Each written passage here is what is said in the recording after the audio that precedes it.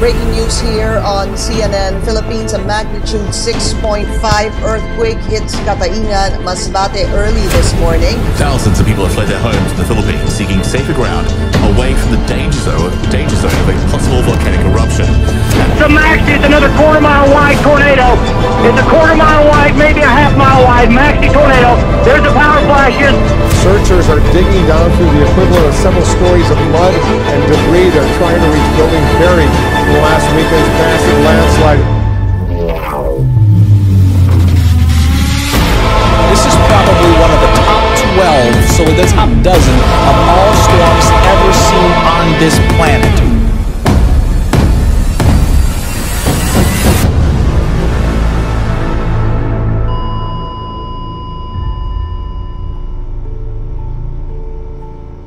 Teka sa ta, aron ready ta.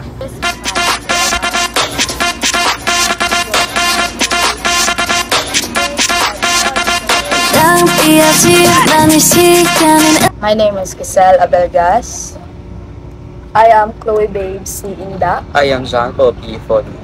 I am Melissa Donara Agsario.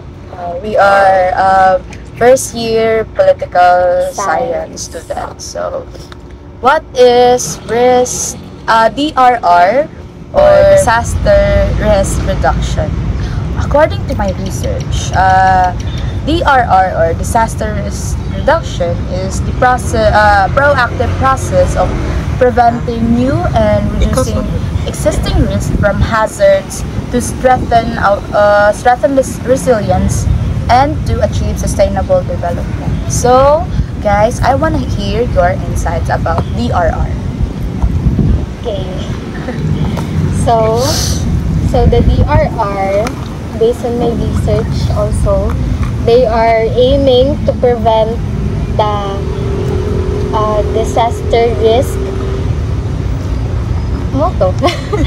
Nag-aim sila na to reduce the disaster risk to help the people na kanang ma-aware sila sa unsay buhaton whenever they are facing these kinds of disasters na natural lang na ma-experience, di ba, John Paul? Yes, pero na po yung mga man-made disaster like fires. Risk reduction po, they incorporated plans like MDRR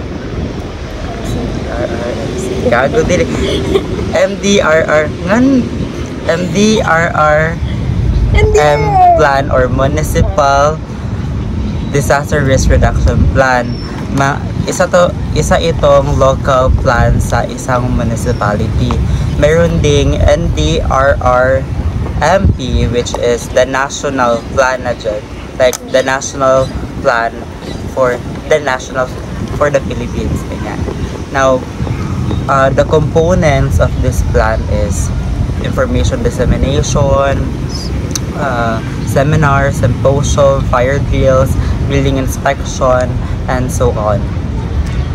So my insights about the DRR, according to my research, it simplified means taking steps to minimize the damage caused by disasters before they happen. And it's not about stopping typhoons or earthquakes. Those are natural, but it's about reducing risk through awareness, preparedness, and smart action. Yes. So, moving on to disaster risk reduction management. Go! So moving on to disaster risk management or DRM. So according to Merriam-Webster, is risk disaster management is a systematic process of identifying, assessing, and reducing or transferring disaster risks to their potential impacts to prevent hazards from becoming disasters. So, guys, I want to hear your insights about DRM. Go! So, ako na lang. Ay, ikaw? Sige, go. Okay. for me, my insights about disaster risk management, according to my research, it is the process of reducing the dangers caused by disasters and making sure communities are ready to face them. And it involves identifying possible hazards, lessening risk, preparing people through training and planning, responding quickly during emergencies. And also, it is helping communities recover after. So, dili na ma-apply ito plan sa sa NDRRMC. So, dili na ma-apply yung plan, yung mga information dissemination, yung drills, yung building inspection, yung mga seminars regarding first aid. First aid. Then, yung mga recovery plan, kung ano yung gagawin nila after the disaster. Diba? So, sige, go. So, if sa disaster risk management, same sa sinabi ni John Paul, dito na ma-apply yung mga plans about sa reduction. Dito na, like for example, earthquakes. Sa reduction, may drills pa, ganon. Then sa management, it is when, like, i-apply nyo na yung kung anong ginawa nyo during the drill, yung ganon. So, yeah. Kisel? Kuhan siya ba? Kanang, bisa ay like, dili lang po siya sa, like, sa to ang city lang good. Our city can provide to another city. Yes. Let's say, for example, the DRR, ano ba yun, sa Davao na, nag-send sila ng help doon sa Cebu. Sa currently na naranasan ng taga Cebu, yung 6.7 na magnitude earthquake, ganun. So, Davao helped sends scouts to find other, like, yung na anuhan ng mga lupa or mga anong matawag ng, like, buildings. Actually, meron talagang na-collapse na building, tsaka simbahan. Yes, maraming buildings. Thankfully, yung nakita ko sa sa reels ng Facebook, yung dashcam ng isang sasakyan kung saan sila, like ato sa Mactan Bridge, yes. Thankfully, hindi na yung bridge. But the experience itself, it's very, very terrifying, actually. Traumatizing. Oo. Nakikita mo kung gaano kaalog yung yung tulay. So, and also yung nila, simbahan yun. Oo. Ay, lumang simbahan. Ano ba? Lumang simbahan yun. Lumang simbahan yun. Pero, the way it crumbled, like, parang wala lang. Parang Lego bricks lang. Yeah. Imagine that. Pero ano na yung situation ng Cebu City? Like, fast ba yung recovery? Kasi if fast yung recovery, meaning yung plan nila is very effective kasi in the plan, there is preparatory planning, yung mga seminar, information dissemination. Diba mayroong mga parts yung mga plan, and yung pinaka last part of the plan is the recovery stage. Kung if fast yung recovery ng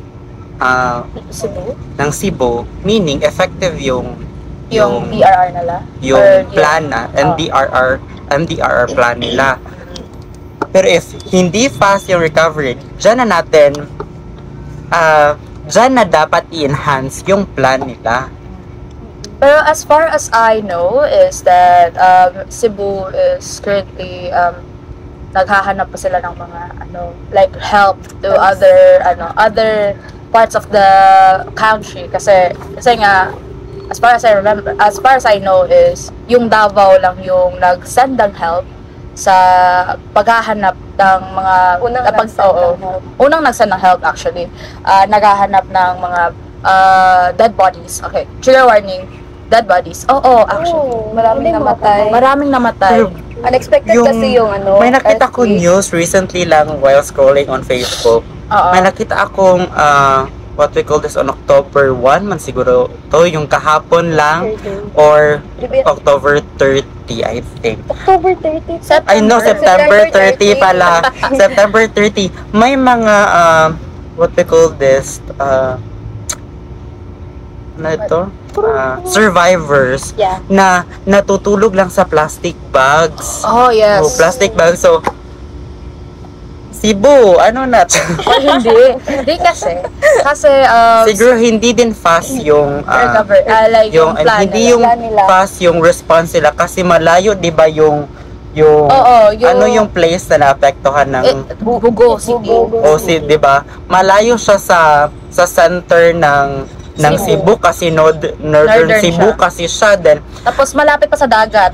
then sabi din yung mga vloggers doon na it is impossible daw if you are not a professional volunteer.